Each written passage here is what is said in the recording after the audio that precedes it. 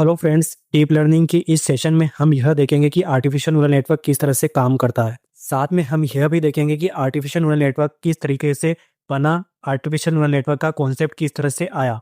Artificial neural network को समझने से पहले हमें यह समझना पड़ेगा कि ह्यूमन ब्रेन किस तरह से काम करता है। एक्चुअली होता यह है कि हमारी पूरी बॉडी के अंदर नर्व सिस्टम होता है, जो कि हमारी पूरी बॉडी के अंदर फैला हुआ है। यही नर्व सिस्टम हमें देखने और किसी चीज को सेंस करने और डिसीजन लेने में हेल्प करता है। हमारा पूरा नर्व सिस्टम न्यूरॉन से बना होता है और न्यूरॉन स्मॉलेस्ट यूनिट होती है नर्व सिस्टम की। नर्व सिस्टम हमें किसी चीज का डिसीजन लेने और किसी चीज को लर्न करने के लिए हेल्प करता है। जिस प्रकार चिल्ड्रंस बचपन में गिरकर चलना सीखते हैं, अपनी मिस्टेक बार बार रिपीट कर कर मिस्टेक फाइंड करके इम्प्रूवमेंट करते हैं, ठीक उसी प्रकार आर्टिफिशियल न्यूरल नेटवर्क भी लॉस फाइंड करके इम्प्रूवमेंट करता है।